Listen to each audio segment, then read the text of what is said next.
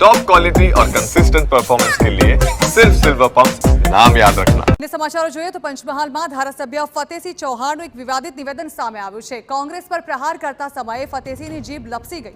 One nation one ઇલેક્શનનો વિપક્ષ ખૂબ જ વિરોધ કરી રહ્યું છે। તેમનું કહેવું હતું કે વિપક્ષને ભ્રમ છે કે મોદી સાહેબના નામે કૂતરું પણ જીતી જાય। કલોલમાં સક્રિય સભ્ય સંમેલનના ભાષણનો આ વિડીયો વાયરલ થયો છે।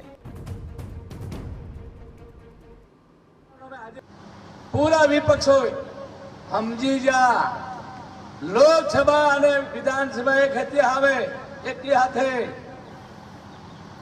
તો એમને કઈ તકલીફ થાય એક જ તકલીફ કઈ મોદી સાહેબના નામે કૂતરું પણ જીતી જાય। આ એમને ભ્રમ છે કે મોદી સાહેબના નામે પછી ધારાસભ્ય ગમે એવો મેલ દો એ ગોધરા હોય। તો ભાષણનો વિડીયો વાયરલ થયા બાદ ફતેસિંહે આ મુદ્દે સ્પષ્ટતા પણ કરી છે। તેઓએ કહ્યું છે કે ખોટા લોકોને ટિકિટ આપી જીતાડી દઈએ તેવો અર્થ નહોતો। નરેન્દ્ર મોદી જેવું વ્યક્તિત્વ હોય તો નીચેના ઉમેદવાર આસાનીથી જીતી જાય।